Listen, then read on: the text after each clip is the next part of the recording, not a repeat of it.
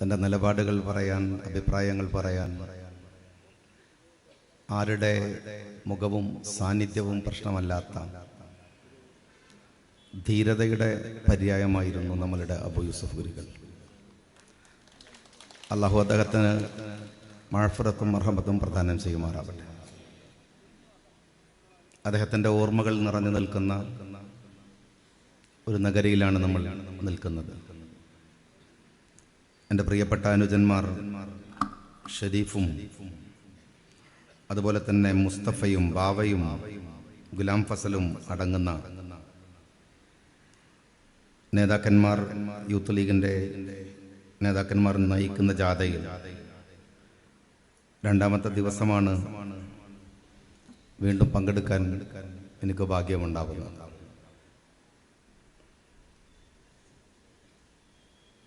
പ്രിയപ്പെട്ട ശബരിനാഥ് എൻ്റെ കാര്യത്തിൽ കാണിച്ചത് അമിത വിനയമാണെന്ന് എനിക്കറിയാം. കഴിഞ്ഞ നിയമസഭയിലെ ഞങ്ങളുടെയൊക്കെ തൊട്ടു ജൂനിയർ ആണെങ്കിലും വളരെ അസൂയയോടെ, വലിയ ബഹളങ്ങളൊന്നുമില്ലെങ്കിലും സഭയിൽ പ്രസംഗം കേൾക്കാൻ നമ്മൾ ആഗ്രഹിക്കുന്ന പ്രസംഗകരുടെ കൂട്ടത്തിൽ ഒരാളാണ് ശബരി. വളരെ അക്കാഡമിക്കലായി അദ്ദേഹത്തിൻ്റെ ഉയർന്ന അറിവ് വളരെ അക്കാഡമിക്കലായി നിയമസഭയിൽ അദ്ദേഹം അവതരിപ്പിക്കുന്നത് ഞങ്ങളൊക്കെ ശ്രദ്ധയോടെ കേൾക്കാറുണ്ട്. ഒരുപക്ഷെ മുഖ്യമന്ത്രിയുടെ പ്രത്യേക വാത്സല്യത്തിന് ഇരയായ അദ്ദേഹം ടാർഗറ്റ് ചെയ്യപ്പെട്ട് തോൽപ്പിക്കപ്പെട്ട കേരള നിയമസഭയുടെ നഷ്ടമാണ് എന്ന് എനിക്ക് ഉറപ്പിച്ചു പറയാൻ കഴിയുന്ന ആളാണ്. വളാഞ്ചേരിയിലെ യൂത്ത് ലീഗിൻ്റെ ഈ നിയോജക മണ്ഡലത്തിലെ യൂത്ത് ലീഗിന് ഈ പരിപാടിയിൽ അദ്ദേഹത്തിൻ്റെ സാന്നിധ്യം വലിയ സന്തോഷത്തോടു കൂടിയാണ് നമ്മൾ കാണുന്നത്. ആബിദ് ഹുസൈൻ തങ്ങൾ സംസാരിച്ചു കഴിഞ്ഞു. ഗഫൂറുണ്ട്, ബഷീറുണ്ട്, സലാമുണ്ട്. വേദിയിൽ എൻ്റെ സുഹൃത്തുക്കളുടെയും നേതാക്കന്മാരുടെയും ഒരു നിരയുണ്ട്. നിയോജകമണ്ഡലം മുസ്ലിം ലീഗിൻ്റെ പ്രസിഡന്റും സെക്രട്ടറിയും ഉണ്ട്. എല്ലാവരെയും, പ്രവർത്തകരെയും സുഹൃത്തുക്കളെയും ഞാൻ അഭിവാദ്യം ചെയ്യുകയാണ്. ഇന്നത്തെ പത്രത്തിൻ്റെയും തലവാർത്ത ഗാസയിൽ നിന്നുള്ള സങ്കടങ്ങളുടെ വാർത്തയാണ്. അമേരിക്ക ഇടപെടുന്നു എന്ന ഒരു പൊയ് വർത്തമാനവും ഇന്ന് മനോരമയുടെ ഹെഡിങ് ആയിട്ടുണ്ട്. ശക്തമായ പോരാട്ടം നടത്തുന്നു എന്ന വ്യാജേന നഷ്ടങ്ങളുടെ കണക്ക് ലോകത്തിന്റെ മുമ്പിൽ മറച്ചുവെക്കാൻ ഇസ്രായേൽ ദുരഭിമാനം കാണിക്കുകയാണ്. ഗാസയിലെ മനുഷ്യർക്കുമേൽ ഇസ്രായേൽ നടത്തുന്ന പോരാട്ടങ്ങളുടെ ഒരു മറുഭാഗവും ലോകത്തുണ്ട്. അത് ലോകത്തിൻ്റെ ഒരു സാംസ്കാരികമായ, മാനുഷികമായ പ്രതിരോധമാണ്. ബില്യൺ കണക്കിന് ഡോളറുകളാണ് ഇസ്രായേലിന്റെ വ്യാവസായിക സംരംഭങ്ങളിൽ നഷ്ടപ്പെട്ടുകൊണ്ടിരിക്കുന്നത്. സ്റ്റാർബക്സിന് മാത്രം നഷ്ടപ്പെട്ടിരിക്കുന്നത് കോടാനുകോടി രൂപയാണെന്ന് മിനിഞ്ഞാന്നവരുടെ സാമ്പത്തിക കണക്കുകൾ പറയുന്നുണ്ട്. സാറ ഒരു പരസ്യം കൊടുത്തതിന്റെ പേരിൽ, സാറ ഇസ്രായേലിന്റെ പ്രോഡക്റ്റ് അല്ല, സ്പെയിനിന്റെ പ്രോഡക്റ്റ്. പക്ഷെ ഒരു പരസ്യത്തിന്റെ ഫലമായി സാറക്ക് ലോകത്തിലെ മുഴുവൻ മനുഷ്യരോടും ഞങ്ങൾ ഖേദിക്കുന്നു എന്ന് പറയേണ്ടി വന്ന അവസ്ഥ ലോകത്തിലെ മനുഷ്യരുടെ ഒരു പീപ്പിൾസ് ഓൾട്ടർനേറ്റീവിന്റെ, ജനങ്ങളുടെ പകരം വെക്കലിന്റെ പ്രത്യാഘാതമാണ്, അല്ലെങ്കിൽ പ്രതിഫലനമാണ് എന്ന് പറയേണ്ടതുണ്ട്.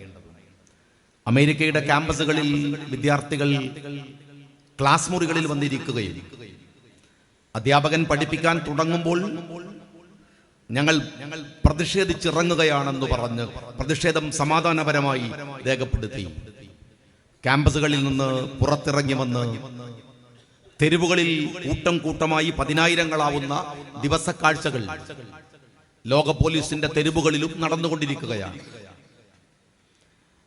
ഒബാമയുടെ ഒരു മുന്നറിയിപ്പുണ്ട്. ഇസ്രായേൽ ചെയ്യുന്നത് അസംബന്ധമാണ്. എന്തെന്നാൽ പിറന്നു വന്നവരുടെ മാത്രമല്ല, അങ്ങ് ഹിറ്റ്ലർ തുടങ്ങിയിട്ടുള്ള ഒരു വംശഹത്യയിൽ നിങ്ങൾ ഇരകളാക്കപ്പെട്ടവരാണ്. ഇസ്രായേലുകാരോട് പറയുകയാണ്, നിങ്ങൾ ഇരകളാക്കപ്പെട്ടവരാണ്. എന്നാൽ വരാനിരിക്കുന്ന ഭാവിയുടെ മുമ്പിലും നിങ്ങൾ പ്രതി ചേർക്കപ്പെടുന്നത് സൂക്ഷിക്കുന്നത് നല്ലതാണ്. അതാണ് ലോകത്ത് മുഴുവൻ കണ്ടുകൊണ്ടിരിക്കുന്നത്. റഷ്യയിൽ ഇറങ്ങിയ ഒരു വിമാനത്തിൽ ഇസ്രായേലുകാരാണ് എന്നറിയുമ്പോൾ ജനങ്ങൾ പാഞ്ഞെടുക്കുന്നത്. ലോകത്തിലെ എല്ലാ രാജ്യങ്ങളിലുമുള്ള ഇസ്രായേലുകാരോട് നിങ്ങൾ ഇങ്ങോട്ട് വന്നേക്കൂ, അല്ലെങ്കിൽ സുരക്ഷിതത്വത്തിന് ഭീഷണിയാണെന്ന് ഇസ്രായേലി ഭരണകൂടത്തിന് നെതന്യാഹുവിന് പറയേണ്ടി വരുന്നത്. അവർ സ്വയം വാങ്ങുന്ന അപകടകരമായ വിദ്വേഷത്തിന് അവർ വാങ്ങുന്ന വിലയും പഴയുമാണ്. അതുകൊണ്ട് ജനങ്ങളുടെ ഒരു പ്രതിരോധത്തിന്റെ രാഷ്ട്രീയത്തെ, ഗാന്ധിജി പഠിപ്പിച്ച ബഹിഷ്കരണത്തിന്റെ ആയുധ സമാനമായ രാഷ്ട്രീയത്തെ നിങ്ങളെല്ലാവരും നിങ്ങളുടെ തെരുവുകളിൽ, നിങ്ങളുടെ പർച്ചേസുകളിൽ, നിങ്ങളുടെ വിദേശ യാത്രകൾക്കിടയിൽ ഒക്കെയും സമാധാനപരമായി ഈ ലോകത്തിലെ ജനത ഇസ്രായേലികൾക്കെതിരെ നടത്തുന്ന സമരത്തിൽ നിങ്ങളെല്ലാവരും പങ്കാളികളാകണമെന്ന് ഞാൻ സ്നേഹപൂർവ്വം നിങ്ങളോട് പറയുകയാണ്. ഇസ്രായേൽ വിഷയം പറയുമ്പോഴൊക്കെ ഞാൻ പറയാറുണ്ട്, ഇതിന്റെ ഒരു പരിഹാരമുണ്ട്. എന്താണ് ഇസ്രായേലിന്റെ പരിഹാരം? പ്രശ്നങ്ങളുടെ പരിഹാരം രാഷ്ട്രീയമാണ്. തെരുവുകളിൽ നമ്മളുടെ ഗോഗോ വിളികൾ മാത്രമല്ല, അതിന്റെ ഒരു പ്രതിഫലനം ഉണ്ടാകണം. അത് രാഷ്ട്രീയമാണ്. ഇസ്രായേലിൽ ഗാസയിൽ മനുഷ്യരെ ഭീകരമായി ആക്രമിക്കുമ്പോൾ അവിടെ ഇന്ത്യയുടെ പ്രാതിനിധ്യം ഉണ്ടായിരുന്നു. ആരുടെ കൂടെ? ഫലസ്തീനികളുടെ കൂടെ, അവിടുത്തെ മനുഷ്യരുടെ കൂടെ. ഇന്ദിരാഗാന്ധിയുടെ കാലത്ത്, നെഹ്റുവിന്റെ കാലത്ത്, ഗാന്ധിജിയുടെ അഭിപ്രായത്തിൽ, ഒരുപക്ഷെ നരസിംഹ റാവുവിന്റെ കാലയളവ് ഒഴിച്ചു നിർത്തിയാൽ എല്ലാ കാലത്തും അവർക്ക് വേണ്ട ഭക്ഷണം കൊടുത്തത്, വെള്ളം കൊടുത്തത്, അവർക്ക് സഞ്ചരിക്കാൻ വാഹനങ്ങൾ കൊടുത്തത്, അവർക്ക് ശക്തി പകർന്നത് നമ്മുടെ അഭിമന്യനായ നേതാവ്, നിങ്ങളൊക്കെയും ജയിപ്പിച്ചു വിട്ട ഈ അഹമ്മദ് സാഹിബിന് പോലും അവിടെ ചെല്ലാൻ സഹായിക്കാൻ കഴിഞ്ഞ കാലമുണ്ടായിരുന്നു. അതിനെന്ത് വേണമായിരുന്നു? ഇന്ത്യ അതിന്റെ കൂടെ നിൽക്കണമായിരുന്നു. ഇന്നത്തെ നിർഭാഗ്യം എന്ന് പറയുന്നത് ചോരക്കൊതിയന്മാരുടെ കൂടെയാണ് ഇന്ത്യ എന്നതാണ്. മനുഷ്യത്വമുള്ളവരുടെ കൂടെയല്ല ഈ ഭരണകൂടം നിൽക്കുന്നത് എന്നതാണ്. ഇസ്രായേൽ ഒരു മതത്തിന്റെ വിഷയമല്ല, പലസ്തീൻ ഒരു മതത്തിന്റെ വിഷയവുമല്ല. രണ്ടും. എല്ലാ ജൂതന്മാരും ഈ അതിക്രമങ്ങളുടെ കൂടെ ഇല്ല. എല്ലാ ജൂതന്മാരുമില്ല. ഇസ്രായേലിലെ ഈ ചോരക്കൊതിയന്മാരെ ഒഴിച്ചു നിർത്തിയാൽ ജൂതന്മാർ പോലും മനുഷ്യപക്ഷത്തുണ്ട്. ഇസ്രായേലിൽ ആ ഫലസ്തീനിൽ മുഴുവൻ മുസ്ലിങ്ങളുമല്ല, 25% ക്രിസ്ത്യാനികൾ മാത്രമുണ്ട്. അവരുടെ ചർച്ചുകളുണ്ട്, അവരുടെ സ്കൂളുകളുണ്ട്, അവരുടെ ആശുപത്രികളുണ്ട്, എല്ലാം ഉണ്ട്. ഈ മനുഷ്യത്വത്തിന്റെ കൂടെ ലോകം നിൽക്കുമ്പോൾ നിൽക്കാത്ത ഒരു രാജ്യമാണ് ഇന്ത്യ. ആ ഇന്ത്യയുടെ ഭരണം നമുക്ക് നഷ്ടപ്പെടുമ്പോൾ നഷ്ടപ്പെടുന്ന കുറെ മാനുഷിക ഘടകങ്ങളുണ്ട്. അതിലൊന്നാണ് നമ്മുടെ കണ്ണിന്റെ മുമ്പിലുള്ള ഇസ്രായേൽ എന്ന് പറയുന്ന സങ്കടവും. നിങ്ങളുടെ പങ്ക്, എന്റെ പങ്ക് ഇസ്രായേലിലെ മനുഷ്യരുടെ കൂടെ അവർക്ക് എത്തിച്ചു കൊടുക്കാൻ കഴിയണമെന്നുണ്ടെങ്കിൽ നമുക്ക് പങ്കാളിത്തമുള്ള ഒരു രാഷ്ട്രമുണ്ടാവണം, ഒരു ഭരണമുണ്ടാവണം. അതിന് കഴിയണമെന്നാണ്, അങ്ങനെ ഒരു രാഷ്ട്രീയ ബദലുണ്ടാക്കണമെന്നാണ് ഞാൻ പറയുന്നത്. പ്രിയപ്പെട്ട ശബരിനാഥ് പറഞ്ഞു, കഴിഞ്ഞ തെരഞ്ഞെടുപ്പ്, ഇന്ത്യയിലെ പുതിയ സർവേകൾ, പുതിയ രാഷ്ട്രീയ സാഹചര്യം, ഇന്ത്യ മുന്നണിയുടെ മുന്നേറ്റം എല്ലാം രാജ്യത്ത് വലിയ പ്രതീക്ഷയോടുകൂടിയാണ് നമ്മൾ കാണുന്നത്. എന്നാൽ വ്യാപകമായി പ്രവർത്തകർക്കിടയിലോ ജനങ്ങൾക്കിടയിലോ രാജ്യത്തിലെ ആസൂത്രിതമായ മീഡിയകൾ ഈ കഴിഞ്ഞ നിയമസഭാ തെരഞ്ഞെടുപ്പുകളിലെ ചെറിയ പരാജയങ്ങളെ വലിച്ചു വലുതാക്കാൻ ശ്രമിക്കുന്നുണ്ട്. തങ്ങളുടെ തെരഞ്ഞെടുപ്പുകളിൽ പരാജയങ്ങൾ സംഭവിക്കുമ്പോൾ ശതമാനക്കണക്കുകൾ കൊണ്ട് അതിനെ ചെറുതാക്കാൻ ശ്രമിക്കുന്നവരുണ്ടല്ലോ, CPM-കാർ. എന്താ ഈ തെരഞ്ഞെടുപ്പിൽ കഴിഞ്ഞുപോയ അസംബ്ലി തെരഞ്ഞെടുപ്പുകളിൽ 4 സ്റ്റേറ്റുകളിലെ തെരഞ്ഞെടുപ്പുകളിൽ 2 മുതൽ 4% മാത്രം വ്യത്യാസമാണ് കോൺഗ്രസിന് BJP-യുമായിട്ടുണ്ടായിരുന്ന വ്യത്യാസം എന്ന് പറയാൻ അവരുടെ മീഡിയകൾ തയ്യാറാവാത്തത്. അവർ കോൺഗ്രസിന്റെ പരാജയത്തെ ആഘോഷിക്കുമ്പോൾ നിങ്ങൾ മനസ്സിലാക്കേണ്ട ഒരു കാര്യമുണ്ട്. ഈ തെരഞ്ഞെടുപ്പ് പറയുന്ന ചില ഘടകങ്ങൾ. ഒന്ന്, ഫാക്സിസത്തിനോട് എതിരെ പൊരുതാനുള്ള ഒരു രാഷ്ട്രീയം കോൺഗ്രസ് ആണ് എന്നാണ്. ബഹുമാന്യനായ ശബരിനാഥോട് ഞങ്ങൾ പറയട്ടെ, ഞങ്ങൾ മുസ്ലിം ലീഗ് രാഷ്ട്രീയ പാർട്ടി വളരെ കൃത്യമായി തന്നെ അത് വിലയിരുത്തുന്നവരാണ്. അത് UDF എന്ന നിലക്കൊന്നുമല്ല. അത് ഇന്ത്യ മുന്നണി എന്ന നിലക്കൊന്നുമല്ല. കോൺഗ്രസ് എന്ന് പറയുന്ന ഒരു രാഷ്ട്രീയ മുന്നണിയെ ഞങ്ങൾ ഏറ്റവും കൂടുതൽ വിമർശിച്ചവരാണ്. വരുന്ന ഭാവിയിൽ കോൺഗ്രസിന് വരുന്ന എന്ത് അപരാധത്തെയും ജനാധിപത്യപരമായി ചങ്കൂറ്റത്തെ ചൂണ്ടിക്കാണിക്കാൻ ഇന്ത്യൻ യൂണിയൻ മുസ്ലിം ലീഗ് മുൻപന്തിയിൽ ഉണ്ടാവുകയും ചെയ്യും. പക്ഷെ ഉണ്ടാകുമ്പോഴും ഇന്ത്യ രാജ്യത്ത് കോൺഗ്രസ് എന്ന് പറയുന്ന രാഷ്ട്രീയ മതേതര പാർട്ടിക്കാണ് ഇന്ന് BJPയോട് ശക്തമായി നേരിടാനുള്ള ആർജവവും കരുത്തുമുള്ളത് എന്ന തിരിച്ചറിവ്. അതാണ് ഈ തെരഞ്ഞെടുപ്പ് കൊടുക്കുന്നത്. ബദൽ കോൺഗ്രസ് തന്നെയാണ് ഇന്ത്യ രാജ്യത്ത്. അത് തന്നെയാണ് ലീഗ് രാഷ്ട്രീയ പാർട്ടി പറയുന്നത്. പരിഹസിക്കുന്നവരോട് ഞാൻ ചോദിക്കട്ടെ, കോൺഗ്രസ് മത്സരിച്ചത് കുറച്ച് BJP സ്ഥാനാർത്ഥികളോട് മാത്രമാണോ? അല്ല. ഏറ്റവും വലിയ പണാധിപത്യത്തോട്, അധികാരത്തോട്, മീഡിയയോട്, ഫേക്ക് മീഡിയയോട്, ഡീപ്പ് ഫേക്ക് മീഡിയയോട്, സോഷ്യൽ മീഡിയയോട്, മതം കൈകളിൽ വെച്ച് അതിനെ ആയുധമാക്കുന്ന അതിന്റെ ആളുകളോട്, അവരോടാണ് കോൺഗ്രസ് ഈ തെരഞ്ഞെടുപ്പിൽ മത്സരിച്ചത്.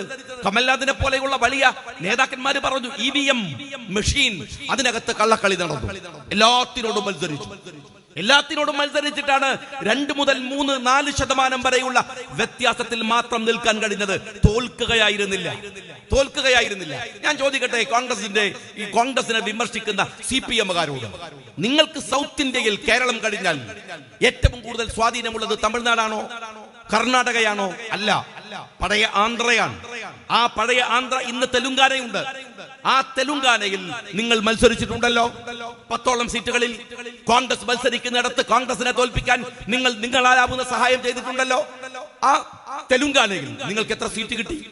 എത്ര ശതമാനം വോട്ട് കിട്ടി? എന്തേ ദേശാഭിമാനി തെലുങ്കാനയിലെ തെരഞ്ഞെടുപ്പിലെ CPM-ന്റെ പങ്കും തോൽവിയും നിങ്ങൾ വിലയിരുത്തുന്നില്ല? എന്തേ വിലയിരുത്താത്തത്?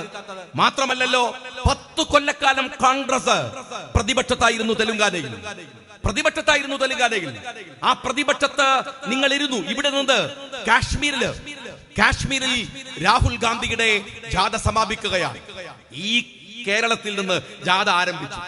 നിങ്ങളുടെ മലപ്പുറത്ത് നിന്ന് EM ശങ്കരൻ നമ്പൂതിരിപ്പാടിന്റെ ജന്മനാട്ടിലൂടെ രാഹുൽ ഗാന്ധി ഇരു കൈകളും വീശി പാർട്ടി ഓഫീസിൽ ഇരിക്കുന്ന CPM-കാരനെ കൈവീശി ഇങ്ങനെ അഭിവാദ്യം ചെയ്തു പോകുമ്പോൾ ആ ആഫീസിന്റെ മുകളിൽ കെട്ടിയ പോസ്റ്റർ രാഹുൽ ഗാന്ധിയെ പരിഹസിക്കുന്നതായിരുന്നു.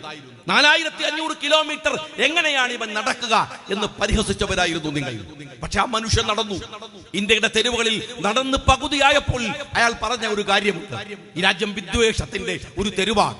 യൂത്ത് ലീഗുകാരൻ ഇന്ന് വിദ്വേഷത്തിന്റെ മുദ്രാവാക്യം വിളിക്കുന്നത് പോലെ അന്ന് പറഞ്ഞു ആ മനുഷ്യൻ, ഇന്ത്യയുടെ യാത്രയുടെ പകുതി എത്തിയപ്പോൾ ഞാൻ സഞ്ചരിക്കുന്നത് ഒരു വിദ്വേഷത്തിന്റെ തെരുവിലാണ്. ഈ തെരുവിൽ സ്നേഹത്തിന്റെ കട തുറക്കാൻ ഞങ്ങൾ വരുന്നു എന്ന്. ജാഥ അവസാനം തുടങ്ങിയ ജാഥ, ഇവരൊക്കെ പരിഹസിച്ചു തുടങ്ങിയ ജാഥ അവസാനിക്കുന്നത് ഇന്ത്യയുടെ ഹൃദയത്തെ കയ്യിലെടുത്തുകൊണ്ടാണ്. കാശ്മീരിൽ നിന്ന് മഞ്ഞിങ്ങനെ വീണുകൊണ്ടിരിക്കുമ്പോൾ ഒരു രോമത്തൊപ്പി ധരിച്ച് ആ ചെറുപ്പക്കാരൻ ഇന്ത്യയെ അഭിസംബോധന ചെയ്യുന്ന സമയത്ത് നിങ്ങൾക്ക് ഓർമ്മയുണ്ടോ? ആന്ധ്രയിൽ, തെലുങ്കാനയിൽ കേരളത്തിന്റെ മുഖ്യമന്ത്രി പിണറായി വിജയൻ അന്നേ ദിവസം അതേ സമയം യോഗം ചേർന്നു.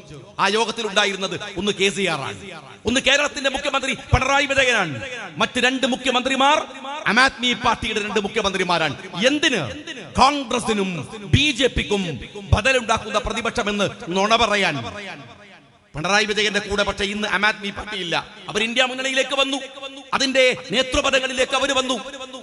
മുഖ്യമന്ത്രി പോയി കണ്ട അവിടുത്തെ അന്നത്തെ മുഖ്യമന്ത്രി പോയി പ്രത്യേകിച്ച് ആശീർവദിച്ചു കണ്ട് അദ്ദേഹം അഭിവാദ്യം ചെയ്തിരുന്ന തെലുങ്കാനയിലെ KCR അയാൾക്ക് ഭരണവും പോയി. അത് ഉറപ്പാണ്. മാൻഡ്രേക്കിനെ കണ്ടാൽ പിന്നെ പോയിട്ടില്ലെങ്കിൽ അത്ഭുതമുള്ളൂ. അതോടുകൂടി അയാളുടെ മരണവും പോയി. 10 കൊല്ലം, ആ 10 കൊല്ലത്തെ ഭരണം ഭരിച്ചിടത്ത് കോൺഗ്രസ് തിരിച്ചു വന്നു. ഞാൻ CPM-കാരോട് ചോദിക്കുന്നത്, തെലുങ്കാനയിൽ കോൺഗ്രസ് തിരിച്ചു പിടിച്ചല്ലോ. ബംഗാളിൽ നിങ്ങൾ നോമിനേഷൻ കൊടുക്കാൻ കഴിയോ? നിങ്ങൾക്ക് ത്രിപുരയിൽ നിങ്ങൾക്ക് നോമിനേഷൻ കൊടുക്കാൻ കഴിയോ? എന്തേ നിങ്ങൾക്ക് അങ്ങനെ കൊടുക്കാനാവാത്തത് എന്നും, എന്തേ നിങ്ങൾ ദുർബലമെന്ന് പറയുന്ന, അടുക്കില്ല, ചിട്ടയില്ല, എന്താണ് ഒരു സംവിധാന രീതികളുമില്ല എന്ന് പറയുന്ന കോൺഗ്രസ് പിന്നെയും തെലുങ്കാനയിൽ 10 കൊല്ലത്തിന് ശേഷം തിരിച്ചു വരുന്നത്, അത് ജനാധിപത്യം എന്താണ് എന്ന് നിങ്ങൾക്ക് അറിയാത്തത് കൊണ്ടാണ്. ജനാധിപത്യത്തിൽ അഭിപ്രായം പറയുന്ന സ്വാതന്ത്ര്യത്തിന്റെ വില നിങ്ങൾക്കറിയാത്തത് കൊണ്ടാണ്. കർണാടകയിൽ കോൺഗ്രസിന് ഒരേപോലെ നിൽക്കാവുന്ന രണ്ട് നേതൃത്വമുണ്ട്. ഒന്ന് DK ശിവകുമാറാണ്, ഒന്ന് ഇന്നത്തെ മുഖ്യമന്ത്രിയാണ്. അല്ലേ? രണ്ടുപേർ. അവരിൽ ആര് മുഖ്യമന്ത്രിയാവണം? ഒരു പാർട്ടി ആലോചിക്കണ്ടേ? ചെറിയ ജയമാണോ? 82% ഹിന്ദുക്കളുള്ള ഒരു സ്റ്റേറ്റിനെ കോൺഗ്രസ് പിടിച്ചെടുത്തിരിക്കുന്നു. BJP തറ പറ്റിച്ചിരിക്കുന്നു. ആരെ തെരഞ്ഞെടുക്കണം? ചർച്ചകൾ ഉണ്ടാവില്ലേ? ആലോചിക്കാൻ സമയമെടുക്കില്ലേ? അതിനെ പരിഹസിച്ചു ഇവിടുത്തെ മീഡിയകൾ. ദേശാഭിമാനി കളിയാക്കി. സോഷ്യൽ മീഡിയയിൽ DYFI-കാരൻ മുഴുവൻ എടുത്തിട്ട് അലക്കുകയായിരുന്നു കോൺഗ്രസിനെ. മുഖ്യമന്ത്രിയെ കണ്ടെത്താൻ പറ്റുന്നില്ല. ഞാൻ ചോദിക്കട്ടെ, CPM-കാരാ? അവിടെ മുഖ്യമന്ത്രി വന്നു, ഭരണവും തുടങ്ങി. പ്രതിപക്ഷ നേതാവിനെ തെരഞ്ഞെടുക്കുന്നത് കഴിഞ്ഞ മാസമാണ്. ആർക്ക്? BJP.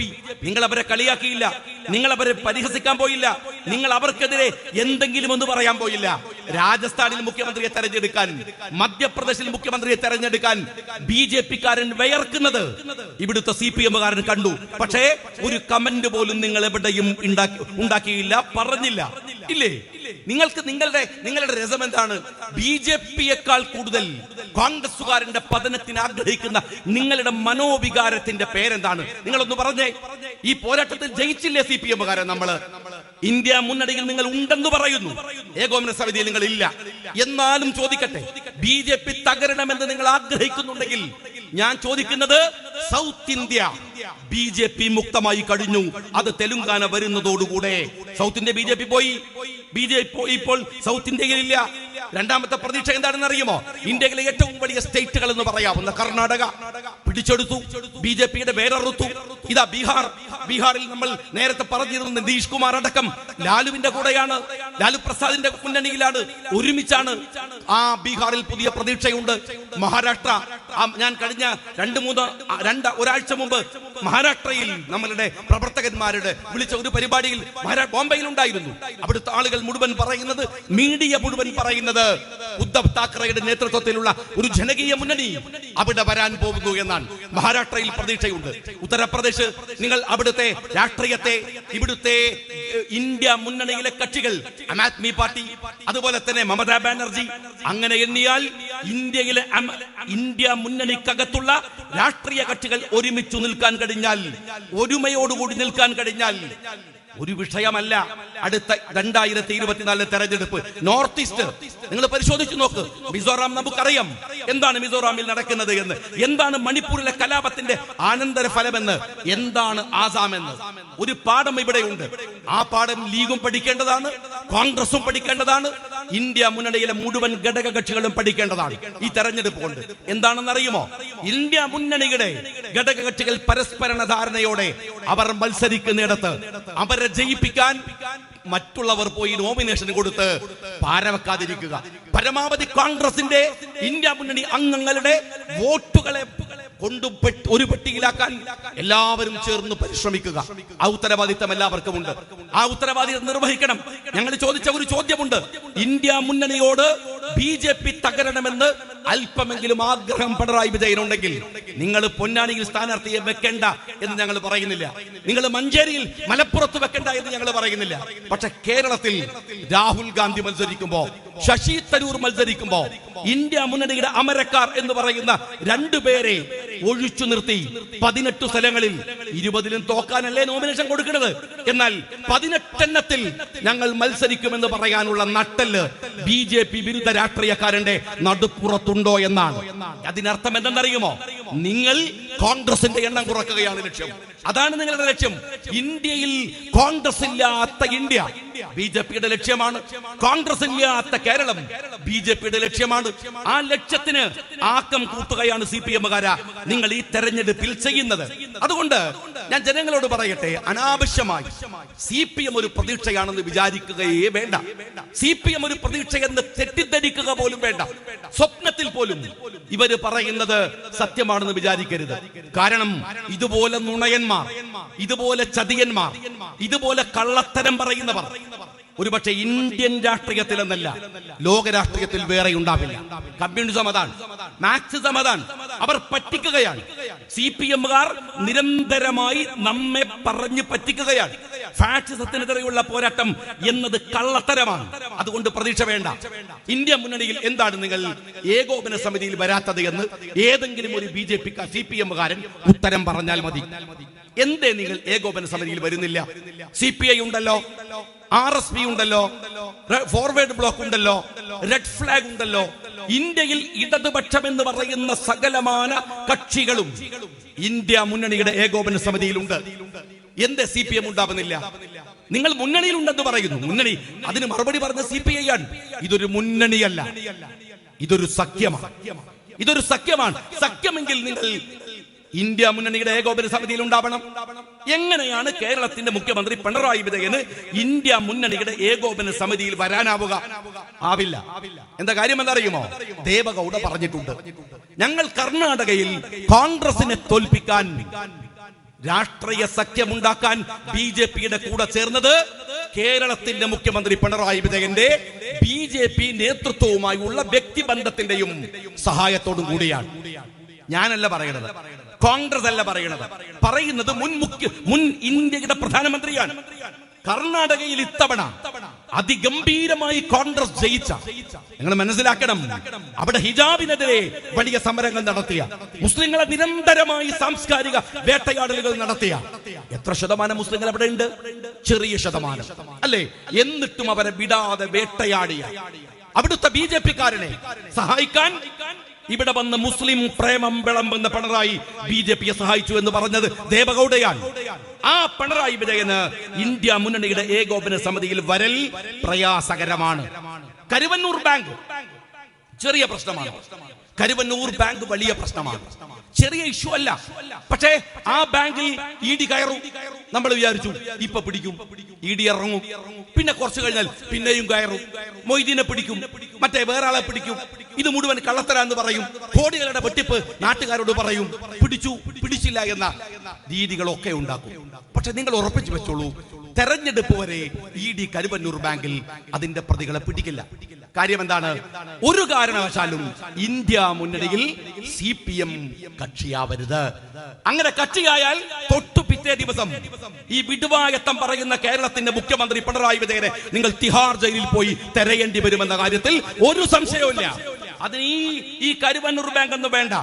ഇയാള് കേരളത്തിന്റെ മന്ത്രിസഭയിൽ കാലുകുത്തിയത് മുതലുള്ള സകലമാന ചരിത്രങ്ങൾ എടുത്താൽ, അഴിമതി എടുത്താൽ അത് മാത്രം മതി. 38 തവണ സുപ്രീം കോടതി മാറ്റിവെച്ച ലവലിൻ കേസ് മാത്രം മതി ഈ പിണറായി വിജയനെ കുടുക്കാൻ. പക്ഷേ BJP കുടുക്കില്ല, BJP പിടിക്കില്ല. കരുവന്നൂർ ബാങ്ക് അടക്കം വെച്ച് വിലപേശും. അതുള്ളിടത്തോളം കാലം ഇന്ത്യ മുന്നണിയുടെ ഘടകകക്ഷിയായി CPM ഉണ്ടാവില്ല. സ്വർണ്ണക്കടത്ത് നിങ്ങൾ ഓർത്ത് നോക്ക്. സ്വർണ്ണക്കടത്ത് ഒരു നിസ്സാരമായ കാര്യമല്ലെന്ന് ഈ കോട്ടക്കലുള്ളവർക്ക് അറിയാലോ, നിങ്ങൾക്ക് പ്രത്യേകിച്ച് അറിയാലോ. ED ഓഫീസിലൊക്കെ കയറി ഇറങ്ങിയ ആൾക്കാരൊക്കെ കൂടെ ഉണ്ടല്ലോ അല്ലേ? എല്ലാവർക്കും അറിയാലോ. ആ സ്വർണ്ണക്കടത്തിന് ഈ അടുത്തൊരു രസം കാര്യം ഉണ്ടായല്ലോ. പാലക്കാട് ഒരു വില്ലേജ് അസിസ്റ്റന്റ് അയാളുടെ ബെഡ് പൊന്തിച്ചു നോക്കിയപ്പോ 1 കോടിയിലധികം രൂപ, 1 കോടിയിലധികം കൈക്കൂലി വാങ്ങിയത്. പിണറായി വിജയന് വലിയ രോഷമുണ്ടായി. എങ്ങനെ അയാൾ 1 കോടി ഞാൻ അറിയാൻ അങ്ങനെ അടിച്ചു മാറ്റിയതുള്ളതാണ് അദ്ദേഹത്തിന്റെ ദേഷ്യം. ഏതായാലും അദ്ദേഹത്തിന് ദേഷ്യം പിടിച്ചപ്പം പിണറായി വിജയൻ ഒരു സ്റ്റേറ്റ്മെന്റ് ഇറക്കി. ആരാണ് ഇതിന് ഉത്തരവാദി? ഒരു വില്ലേജ് അസിസ്റ്റന്റ് ഇങ്ങനെ 1.5 കോടി കൈക്കൂലി വാങ്ങണമെങ്കിൽ വില്ലേജ് ഓഫീസർ അറിയണ്ടേ എന്നാണ് ചോദ്യം. ഭയങ്കര ചോദ്യമല്ലേ, ഞെട്ടിപ്പോകുന്ന ചോദ്യമല്ലേ. എന്നാ കേരളത്തിന്റെ മുഖ്യമന്ത്രി പിണറായി വിജയനോട് ഞാൻ ചോദിക്കട്ടെ, സ്വർണ്ണക്കടത്തിൽ ശിവശങ്കരൻ ജയിലിൽ കടന്നത് നിങ്ങളുടെ പ്രിൻസിപ്പൽ സെക്രട്ടറി അല്ലായിരുന്നു ശിവശങ്കരൻ? അപ്പൊ മുഖ്യമന്ത്രി അറിയണ്ടേ? അറിഞ്ഞോണ്ട് കട്ടു എന്ന് നിങ്ങൾ തന്നെയല്ലേ പറയുന്നത് അല്ലേ? ശിവശങ്കരൻ മുഖ്യമന്ത്രി പിണറായി വിജയന്റെ പ്രിൻസിപ്പൽ സെക്രട്ടറിയാണ്. അങ്ങനെയെങ്കിൽ പിണറായി വിജയൻ കാര്യം അറിയണമല്ലോ, തീർച്ചയായും അറിയണമല്ലോ. അദ്ദേഹം 2 തവണ ജയിലിൽ കിടന്നു. നിങ്ങൾ മനസ്സിലാക്കേണ്ടത്, ലൈഫ് മിഷന്റെ ചെയർമാൻ മുഖ്യമന്ത്രിയാണെങ്കിൽ അതിന്റെയും തൊട്ടടുത്ത സ്ഥാനത്തിലിരുന്നത് ഈ ശിവശങ്കറാണല്ലോ. വില്ലേജ് അസിസ്റ്റന്റ് കട്ടത് വില്ലേജ് ഓഫീസർ അറിയണമെങ്കിൽ പ്രിൻസിപ്പൽ സെക്രട്ടറി കട്ടത് മുഖ്യമന്ത്രി അറിയണ്ടേ? തീർച്ചയായും അറിയണ്ടേ? എന്തേ നിങ്ങൾ അതിനെ കുറിച്ച് പറയാത്തത്? അതുകൊണ്ട് എങ്ങാനും ഇന്ത്യ മുന്നണിയുടെ ഘടകകക്ഷിയായാൽ ഉറപ്പാണ് നിങ്ങൾക്ക് സ്വർണ്ണക്കടത്തിൽ ജയിലിൽ പോകേണ്ടി വരും. കർണാടക നോക്കൂ നിങ്ങൾ, DK ശിവകുമാർ കടന്നത് തിഹാർ ജയിലിലാണ്. എന്തിന്? ED കൊണ്ടുപോയതാണ്. നിങ്ങൾ ആന്ധ്ര നോക്കൂ, തമിഴ്നാട് നോക്കൂ, എല്ലായിടത്തും BJP, അവരുടെ ED, അവരുടെ ഇൻകം ടാക്സ് എല്ലാവരും ഉണ്ട്. അവരുടെ താരപരിവേഷമുള്ള സ്റ്റാലിൻ മുഖ്യമന്ത്രിയെ പോലും 4 ദിവസം പീഡിപ്പിച്ചു. കേരള മുഖ്യമന്ത്രിയുടെ വീട്ടിന്റെ ഏഴയലത്ത് പോയില്ലെന്നല്ല, അവിടെ പോയില്ലെന്നല്ല, ഗഡ്കരിയെ കൊണ്ടുവന്ന് ക്ലിഫ് ഹൗസില് ഭക്ഷണം കൊടുത്തു പോറ്റി ഈ മുഖ്യമന്ത്രിയുടെ മകളുണ്ടല്ലോ. എന്താ ഗഡ്കരിനെ വിളിക്കണ അറിയങ്ങള്? ഗഡ്കരി അങ്കിൾ എന്നാണ് തേന വിളിക്കുക. ഗഡ്കരി അങ്കിൾ ഉണ്ടല്ലോ, ആ ഗഡ്കരി അങ്കിള് മുഖ്യമന്ത്രിയുടെ ക്ലിഫ് ഹൗസിനകത്തായിരുന്നു ഫുഡ് കഴിച്ചത്. പിന്നെ എങ്ങനെ വരൂടോ ഇടി? പിന്നെ എങ്ങനെ വരും ഈ രാജ്യത്തെ നിങ്ങളെ പിടിക്കാൻ BJPയുടെ പോലീസ്? വരില്ല. കാര്യമെന്ത്? നിങ്ങൾ ഇന്ത്യ മുന്നണിയുടെ ഘടക കക്ഷിയായി ഉണ്ടാവില്ല. ULCC എന്ന് പറയുന്ന നിങ്ങളുടെ അദാനി, കേന്ദ്രത്തിലെ BJPക്ക് അദാനിയാണ് വലങ്കയെങ്കിൽ കേരളത്തിലെ മുഖ്യമന്ത്രിയുടെ വലങ്കൈ ULCC എന്ന് പറയുന്ന ഊരാലുങ്കലാണ്. ആ കാട്ടുകള്ള കച്ചവടത്തിന് നിങ്ങൾ നിൽക്കുന്നിടത്തോളം കാലം ഞാൻ ചോദിക്കട്ടെ, നിങ്ങൾക്ക് ഇന്ത്യ മുന്നണിയെ ബഹിഷ്കരിക്കുകയല്ലാതെ എന്താ വഴിയുള്ളത്? എന്നിട്ട് പറയാണ്, നിങ്ങൾ മനസ്സിലാക്കേണ്ട ഒരു കാര്യമുണ്ട്, ഇതൊക്കെ കഴിഞ്ഞിട്ട് ഇതെല്ലാം സംഭവിച്ചിട്ടും അറിയാത്ത പോലെ നിൽക്കുകയാണ്, വിടുവായത്തം പറയുകയാണ് കേരളത്തിന്റെ മുഖ്യമന്ത്രി. അദ്ദേഹത്തിന്റെ ഇപ്പൊ നേരത്തെ പലരും പറഞ്ഞു ഒരു യാത്ര പോവാൻ. സത്യത്തിൽ ആ യാത്ര എന്തിനാണെന്ന് ആ യാത്ര വണ്ടിയിലുള്ള 21 മന്ത്രിമാർക്ക് അറിയുമോ? എന്തിനാ യാത്ര? അറിയുമെങ്കിലും നിങ്ങൾ പറയുമോ? നിങ്ങൾ ധരിക്കുന്ന പോലെ ഈ യാത്ര ഇത്രയധികം നെഗറ്റീവിലൂടെ മാത്രം യാത്ര ചെയ്യുന്ന ഈ യാത്ര പിണറായി വിജയന് അബദ്ധമായിരുന്നു എന്ന് നിങ്ങൾ വിചാരിക്കുന്നുണ്ടോ? ഒരിക്കലും വിചാരിക്കരുത്. കാരണം അതിനേക്കാൾ വലിയ അബദ്ധമായി സംഭവിക്കുമായിരുന്ന മാസപ്പടിയുടെ വിവാദത്തെയാണ് വളരെ മനോഹരമായി പിണറായി വിജയൻ ഈ നവകേരള യാത്ര എന്ന കർട്ടനിട്ട് മറച്ചിരിക്കുന്നത്. യാത്രപ്പടിയുടെ ചർച്ച പോയി, ഇത് മാസപ്പടിയുടെ ചർച്ച പോയി. മാസപ്പടിയുടെ ചർച്ച വണ്ടിയിലായി, ബസ്സിലായി, യാത്രയിലായി, പൗരപ്രമുഖരിലായി. ഞങ്ങളൊക്കെ പ്രസംഗിക്കാൻ തുടങ്ങിയ വേറെ വിഷയമാണ്. പക്ഷെ സത്യത്തിൽ എന്താണ്? കേരളത്തിന്റെ ഒരു മുഖ്യമന്ത്രി വെറും ഒരു മുഖ്യമന്ത്രി അല്ലല്ലോ. നിരവധി കൊല്ലം പാർട്ടിയുടെ സെക്രട്ടറിയായ മനുഷ്യൻ, CPM-ന്റെ തലമുതിർന്ന നേതാവ്. പാർട്ടി എന്തൊക്കെയാവട്ടെ, ഒരു കമ്മ്യൂണിസ്റ്റ് പാർട്ടിയുടെ ചരിത്രം എന്താണ്? ഇതാ മരിച്ചുപോയ എന്താണ് CPI-യുടെ നേതാവ് കാനം പാർട്ടി സെക്രട്ടറി സ്ഥാനത്ത് നിന്ന് മാറിയത് എന്തിനാണ്? അദ്ദേഹത്തിന്റെ മകന്റെ പേരിൽ വന്ന ഒരു കുറ്റകൃത്യമല്ല, ഒരു ആരോപണം. നിങ്ങൾ മനസ്സിലാക്കണം, CPI ഒരു കമ്മ്യൂണിസ്റ്റ് പാർട്ടിയല്ലേ? CPI ഒരു മാർക്സിസ്റ്റ് പാർട്ടിയല്ലേ? ആ CPI-യുടെ നേതാവ് കാനത്തിന്റെ മകന്റെ പേരിൽ ആരോപണം വന്നപ്പോ ആ മനുഷ്യൻ ഒരുപാട് പ്രതിസന്ധികൾ ഉണ്ട് എന്ന് CPIക്ക് അറിയാം. അദ്ദേഹത്തിന് ഷുഗർ വന്ന് കാല് മുറിച്ചു. മകനല്ലേ? ഈ മനുഷ്യനോട് എന്തിനാണ് തെറ്റ് ചെയ്യുന്നത് എന്നും അവർ വിചാരിച്ചില്ല. ആ പാർട്ടി ആ മനുഷ്യനെ മാറ്റി നിർത്തി. നിങ്ങൾ മനസ്സിലാക്കണം, മകന്റെ പേരിലാണ് കാനത്തിന് ആ പാർട്ടി വിട്ടു മാറി നിൽക്കേണ്ടി വന്നത്, അല്ലെങ്കിൽ സെക്രട്ടറി സ്ഥാനം മാറ്റി നിർത്തപ്പെടേണ്ടി വന്നത്. അങ്ങനെയും പാർട്ടികളുണ്ടല്ലോ ഇവിടെ. അപ്പോഴാണ് സ്വന്തം മകളുടെ പേരിൽ കേരളത്തിലെ സാമ്പത്തിക കുറ്റവാളികളിൽ ഒരാളായിട്ടുള്ള കരിമണൽ കർത്തയുടെ ഓഫീസിൽ നിന്ന് പണം പറ്റിയ മുഖ്യമന്ത്രിയുടെ മകളുടെ പേര് കേരളം ചർച്ച ചെയ്യുന്നത് തടുക്കാനാണ് ഈ തട്ടിപ്പ് യാത്ര. ഈ തട്ടിപ്പ് അല്ലെങ്കിൽ എന്തിനായി യാത്ര? ഞാൻ ചോദിക്കുന്നത്, എന്തെങ്കിലും ഒരു കാര്യം ഇപ്പൊ കോടതി നോട്ടീസ് വന്നില്ലേ? അപ്പോഴും നമ്മൾ പറഞ്ഞു, എന്താ കോടതി നോട്ടീസ് വന്നത്? മുഖ്യമന്ത്രിക്ക് നേരെ മുഖ്യമന്ത്രി പറഞ്ഞത് അതിലുള്ള പേര് PV എന്ന. PV ഞാനല്ല, വീണ മോളല്ല എന്ന് പറഞ്ഞില്ലല്ലോ. അത് പറഞ്ഞിട്ടില്ല. PV ഞാനല്ല. പക്ഷെ കോടതി പറഞ്ഞു ആചാരി തരികടൊന്നും വേണ്ട, PV നിങ്ങൾ തന്നെയാണ് PV. അതുകൊണ്ട് നോട്ടീസ് അയച്ചു മുഖ്യമന്ത്രിക്ക്. നോട്ടീസ് അയച്ചില്ലേ? ഉളുപ്പ് എന്ന് പറഞ്ഞത് ലവലേശം ഉണ്ടെങ്കിൽ, ആ ക്ലിഫ് ഹൗസിന്റെ വളപ്പിലുണ്ടെങ്കിൽ, ആ സ്വിമ്മിംഗ് പൂളിൽ ഇടാൻ ഒരു തരി ഉണ്ടെങ്കിൽ എന്റെ മുഖ്യമന്ത്രി രാജിവെച്ച് വീട്ടിലിരിക്കേണ്ട സമയല്ലേ? ഈ നോട്ടീസ് കിട്ടിയിട്ടും താങ്കൾ ഒരു കമ്മ്യൂണിസ്റ്റ് മുഖ്യമന്ത്രിയല്ലേ? എന്നിട്ടും ഉളുപ്പില്ലാതെ അതിനെ ന്യായീകരിച്ച് ജാഥ നടത്തുന്നത്, ജാഥ കൊണ്ട് നിങ്ങളുടെ മാസപ്പടിയെ മറക്കാനാണ്. ഒരു സംശയക്കാര്യത്തിലില്ല. നോട്ടീസ് വന്നപ്പോ മൂപ്പര് ചോദിക്കാണ്, നോട്ടീസ് എനിക്കല്ലേ കിട്ടിയത്, നിങ്ങൾക്ക് എന്താ ബേജാറുന്നാണ്? എന്തൊരു തോന്നിവാസാണ് മുഖ്യമന്ത്രി ഇത്, എന്തൊരു തോന്നിവാസമാണ്. മാത്യു കുടനാടിന്റെ വീട്ടിൽ വിജിലൻസ് കയറിയപ്പോ മാത്യുവിന്റെ ബേജാർ എന്താ? അടങ്ങിയിരുന്നാ പോരെ എന്നാണ്. മാത്യുവിന് എന്താ ബേജാറ്? അപ്പൊ നിങ്ങൾക്ക് ബേജാറില്ല അല്ലേ? നാട്ടുകാർ നോക്കിക്കോളും. നിങ്ങൾക്ക് നിങ്ങളുടെ കാര്യത്തിൽ വേറെ ആരും ഇടപെടരുത്, നാട്ടുകാർ ഇടപെടരുത്, നിങ്ങൾ മാത്രം. എന്തായിരുന്നു സത്യത്തിൽ ഈ ജാഥ തന്നെ? ആലോചിക്കും. തുടങ്ങും എന്താ പറഞ്ഞത്? പരാതി, ജനങ്ങളുടെ പരാതി നേരിട്ട് കേൾക്കാൻ ഒരു ക്യാബിനറ്റ് തന്നെ ഇറങ്ങി പുറപ്പെടുന്നു എന്നാണ്. ഇറങ്ങി പുറപ്പെട്ടു. ജാഥ തുടങ്ങിയപ്പോഴൊക്കെ ലക്ഷ്യങ്ങൾ മാറ്റി പലതരത്തിൽ മാറി. നേരത്തെ പറഞ്ഞ പോലെ തോമസ് ചാഴിക്കാടൻ പറഞ്ഞപ്പോ പറഞ്ഞു പരാതി കേൾക്കാനല്ല, പരാതി കേൾക്കാൻ. ഇന്ന് വന്ന ഒരു കൊല്ലത്തിറങ്ങിയ ഓർഡർ, ഒരു ശബരി കണ്ടിട്ടുണ്ടാവും. എന്താ ഓർഡർ വന്ന കാര്യങ്ങള്? ഇനി ആരും മന്ത്രിമാർക്ക് കൊടുക്കുന്നതിന് പരാതി എന്ന് പറയരുത്. ഏത് പരാതി എന്ന് എഴുതരുത്. അതുപോലെ തന്നെ ഇന്ന് മുതൽ ആ യാത്രയിൽ, നവകേരള യാത്രയിൽ പരാതി എന്നല്ല അപേക്ഷ, നിവേദനം എന്നൊക്കെ ആക്കി മാറ്റണം. നിങ്ങൾ കൊടുക്കുന്ന കടലാസിന് തിരിച്ചു തരുന്ന റെസീറ്റിൽ അപേക്ഷ കിട്ടി അല്ലെങ്കിൽ നിവേദനം കിട്ടി, സ്വീകരിച്ചിരിക്കുന്നു എന്നാക്കണം. കാരണം എന്താണ്? പരാതി കൊടുക്കേണ്ടത് ഒരു ജനാധിപത്യത്തിലെ മന്ത്രിക്കോ മുഖ്യമന്ത്രിക്കോ ആണ്. പക്ഷെ ഇതല്ലല്ലോ, ഇത് മഹാരാജാവ് പിണറായി അല്ലേ. മഹാരാജാവിന് നമ്മൾ നിവേദനം കൊടുക്കാൻ പാടുള്ളൂ, തരണമേ അപേക്ഷ കൊടുക്കാൻ പാടുള്ളൂ, അനുവദിക്കണമേ, വേണം എന്ന് പറയാൻ പാടില്ല. വേണം എന്ന് പറയുന്നത് ചോദിക്കലാണ്, ചോദ്യം ചെയ്യലാണ്, പരാതിപ്പെടലാണ്. നിങ്ങളും ഞാനും ഒക്കെ മുഖ്യമന്ത്രിയുടെ കീഴിൽ നിന്ന് മുഖ്യമന്ത്രിയുടെ മുമ്പിൽ നട്ടല്ലോടെ നിവർന്നു നിൽക്കുന്നത് നമ്മൾ പൗരന്മാർ എന്ന ബോധമുള്ളത് കൊണ്ടാണ്. എന്നാൽ മുഖ്യമന്ത്രിയെ കാണുമ്പോ മുട്ടിലിഴഞ്ഞ് നട്ടല്ലു വളച്ചു നിൽക്കുന്ന ചാഴിക്കാടനടക്കമുള്ളവർ മഹാരാജാവും അവർ പ്രജകളുമാണ് എന്ന ബോധ്യം കൊണ്ടാണ്. അതുകൊണ്ടല്ലേ നിങ്ങൾ ആലോചിച്ച് നോക്ക്, ഇയാൾ പറഞ്ഞിരിക്കുന്നത് ഇനിയിപ്പോ അത് മാത്രമല്ല, അടുത്ത ഓർഡർ വരാൻ പോകുന്ന കാര്യങ്ങള് അഴിമതി എന്ന് പറയാൻ പാടില്ല. ഇനി പറയേണ്ടത് കാണിക്ക, അതല്ലെങ്കിൽ സമ്മാനം എന്നൊക്കെയാണ്. നിങ്ങൾ മുഖ്യമന്ത്രിക്ക് 1 കോടി രൂപ കൊണ്ട് ആരെങ്കിലും കൈക്കൂലി കൊടുത്താൽ പറയേണ്ടത് ഞാൻ മഹാരാജാവിന് കാണിക്ക കൊടുത്തു എന്നാണ്. അപ്പോ അദ്ദേഹത്തിന്റെ മകൾക്ക് ആരാണ് കർത്ത കൊടുത്ത മാസപ്പടിയോ? അത് രാജകുമാരിക്ക് കാണിക്ക വെച്ച് കൊടുത്തതാണ്. അങ്ങനെ പറഞ്ഞാൽ മതി. ഇനി മുതൽ അഴിമതി എന്ന പേര് മാറ്റുകയും കാണിക്ക അതുപോലെ തന്നെ സമ്മാനം എന്നൊക്കെ തുടങ്ങല് ആക്കും ചെയ്യണം എന്നാണ് ഞാൻ ചോദിക്കണം. എന്റെ CPOമാരെ, ഇന്നലെ മുഖ്യമന്ത്രിയുടെ പിന്നെയും സ്റ്റേറ്റ്മെന്റ് 1.25 പരാതി എന്നല്ല അപേക്ഷ കിട്ടിയതാണ്. പരാതി മാറ്റിയല്ലോ, അപേക്ഷ കിട്ടിയതാണ്. 1.25 ലക്ഷം ആളുകളുടെ പരാതി ഒരു ഗവൺമെന്റിന് കിട്ടുന്നത് ഗവൺമെന്റിന്റെ എഫിഷ്യൻസിയാണോ? അതല്ല, അത് പരാജയമാണ് എന്നതിന്റെ തെളിവാണോ? നിങ്ങള് ചാഴിക്കാടനോട് പറഞ്ഞ കാര്യം നേരത്തെ അവിടുന്ന് പറഞ്ഞു. എന്താ പറഞ്ഞത് നിങ്ങൾ ചാഴിക്കാടനോട്? ഈ ജാഥയെ കുറിച്ച് ചാഴിക്കാടന് ഒന്നും അറിയില്ല എന്നാണ്. ഈ ജാഥയെ കുറിച്ച് ചാഴിക്കാടന് ഒരു കുന്തു ശരിക്കും മനസ്സിലായിട്ടില്ല. അദ്ദേഹത്തിന് ക്ലാസ് എടുത്ത് കൊടുക്കാൻ. നിങ്ങൾ ജാഥയെ കുറിച്ച് പറഞ്ഞത് അല്ലെങ്കിൽ വിചാരിച്ചത് അല്ലെങ്കിൽ നിങ്ങൾ ഉദ്ദേശിച്ച ഉദ്ദേശമല്ല എന്നാണ്.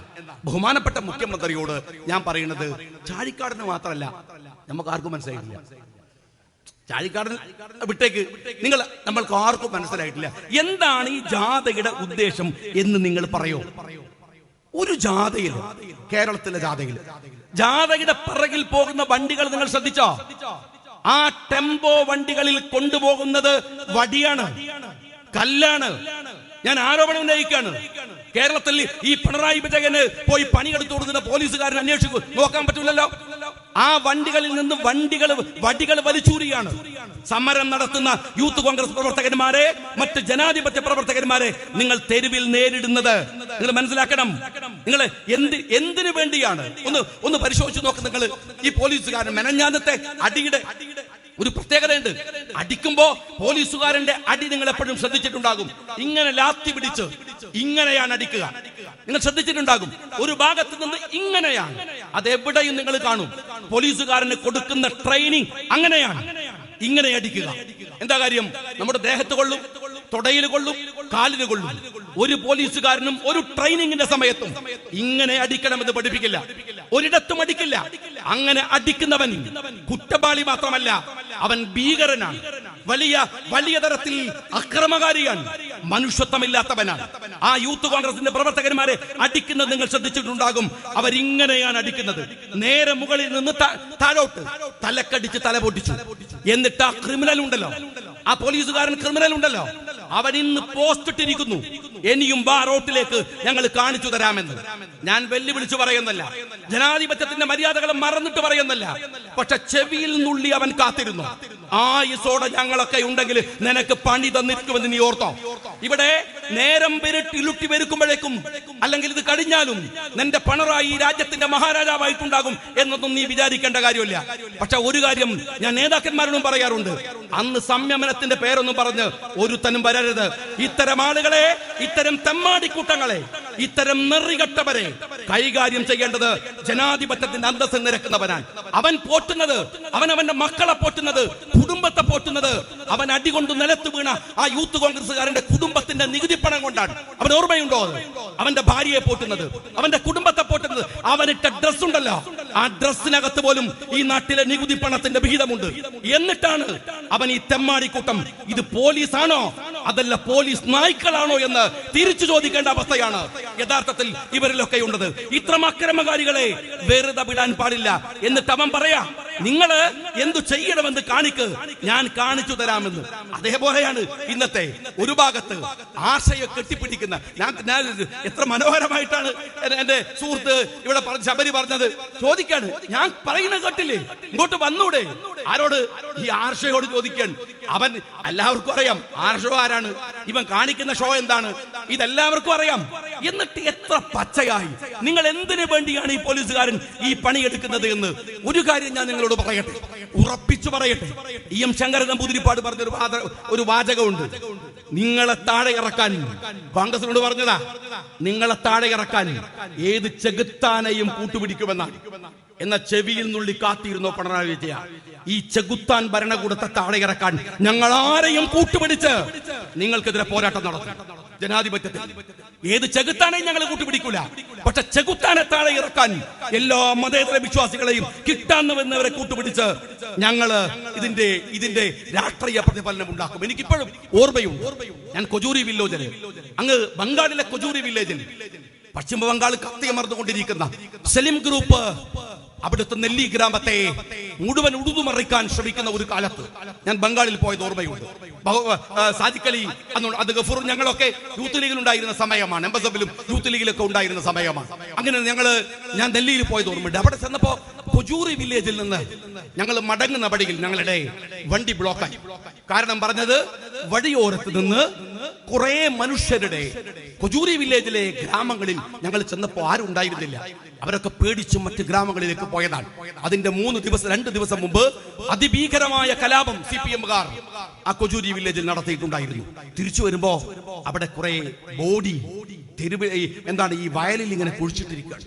അത് പോലീസ് കണ്ടുപിടിച്ച് ആ ബോഡി പുറത്തെടുക്കുകയാണ്. ഞങ്ങൾ മണിക്കൂറുകളോളം കൊജൂരി വില്ലേജിൽ കാത്തിരുന്ന് ഞങ്ങളുടെ ഫ്ലൈറ്റ് മിസ്സായി. എന്നിട്ട് ഞങ്ങള് കുറെ കഴിഞ്ഞ് തിരിച്ചു വന്നു. ബനാത്ത് ബാല സാഹിബായിരുന്നു അന്ന് ഞങ്ങളെ അഹമ്മദ് സാഹിബുമായിരുന്നു ഞങ്ങളുടെ യാത്രയെ ലീഡ് ചെയ്തത്. ബനാത്ത് ബാല സാഹിബ് ക്ഷോഭത്തോടുകൂടി അവരോട് പൊട്ടിത്തെറിക്കുന്നതൊക്കെ എനിക്കിപ്പോഴും ഓർമ്മയുണ്ട്. ഞങ്ങൾ തിരിച്ച് ഡൽഹിയിൽ വന്നപ്പോ 2 ദിവസം കഴിഞ്ഞാണ് ഡൽഹിയിൽ നിന്ന് മടങ്ങുന്നത്. ഒരു വാർത്ത, നിങ്ങളൊക്കെ വായിച്ച ഒരു വാർത്ത, ഒരുപക്ഷെ ഇന്ത്യ മുഴുവൻ നടുങ്ങി വിറച്ച, ഒരുപക്ഷെ ബംഗാളിലെ ഭരണമാറ്റത്തിന് ഒരു വലിയ ഘടകമായി മാറിയ ഒരു വാർത്ത അന്ന് ഞങ്ങൾ അവിടെ നിന്ന് കേട്ടു. എന്താണെന്ന് വെച്ചാൽ, രാത്രിയിൽ ഗ്രാമങ്ങളിലേക്ക് ഇറങ്ങി ചെല്ലുന്നത് ആരാണെന്ന് ജനങ്ങൾക്ക് അറിയില്ല.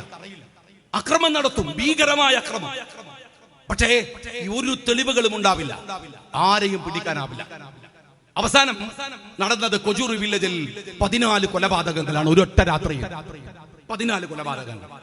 അങ്ങനെ അങ്ങനെ ആ കലാപം കഴിഞ്ഞ് 3 ദിവസം കഴിഞ്ഞപ്പോ എന്താണ് ഇത് സംഭവം എന്ന് ചോദിച്ചാൽ, ജയിലിൽ നിന്ന് ഗവൺമെന്റ് നേരിട്ട് പ്രതികളെ ഇറക്കും രാത്രിയിൽ. ഈ പ്രതികള് ജയിലിൽ നിന്ന് ഇറങ്ങി അവരോട് പറയും, വളാഞ്ചേരി ഇന്ന സ്ഥലത്ത് പോയിട്ട് അത്ര ആളുകളെ കൊന്നോ, അതിൽ ഏർപ്പാട് ചെയ്യും. ഈ കലാപകാരികൾ ജയിലിൽ നിന്ന് ഇറങ്ങുക, പോയിട്ട് ആളുകളെ കൊല്ലുക, നേരം വെളുക്കുന്നതിന് മുമ്പ് ജയിലിൽ തിരിച്ചു കയറുക. നിങ്ങൾക്കൊക്കെ അറിയാവുന്ന കാര്യം. നിങ്ങളുടെ മെമ്മറിയിലേക്ക് ചിലരെ കാലം കഴിയുമ്പോൾ ചിലത് മറന്നുപോകും. എന്നിട്ട് ചിലരൊക്കെ വിശുദ്ധരാണെന്ന് തെറ്റിദ്ധരിച്ചു പോകും. അങ്ങനെ തെറ്റിദ്ധരിക്കേണ്ട എന്ന് വിചാരിച്ച് പറയാൻ ഓർമ്മിപ്പിക്കുകയാണ്. എന്നിട്ട് ഈ ആളുകൾ കൊന്നിട്ട് ഇവർ ജയിലിൽ തിരിച്ചു കയറും. അന്ന് രാത്രിയിലെ കൊജൂരി വില്ലേജിലെ കലാപം കഴിഞ്ഞ് രാത്രിയിൽ പെട്ടെന്ന് തൊട്ടടുത്ത ഗ്രാമത്തിൽ നിന്ന്, പേര് ഞാൻ വിട്ടുപോയി, ആ ഗ്രാമത്തിൽ നിന്ന് കുറച്ചാളുകൾ സംഘം ചേർന്ന് ഈ അക്രമം തടുക്കാൻ വേണ്ടി വന്നു. കലാപകാരികൾ ചിതറിയോടി. അങ്ങനെ അവര് നേരം വെളുക്കാൻ നേരത്ത് ജയിലിൽ വന്ന് എണ്ണമെടുത്തപ്പോൾ ഒരു പ്രതി തിരിച്ചു കയറിയില്ല. അവര് കുറെയൊക്കെ തപ്പി. പോലീസ് ആകാവുന്ന മുഴുവൻ അന്വേഷണവും നടത്തി, കിട്ടിയില്ല. 2 ദിവസം കഴിഞ്ഞ് കൊജൂരി വില്ലേജിൽ കൊല്ലപ്പെട്ടവരുടെ പലരുടെയും ബോഡികൾ തിരയുന്ന കൂട്ടത്തിൽ ഒരു പൊട്ടക്കിണറിൽ ഒരാൾ മരിച്ചു കിടക്കുന്നു.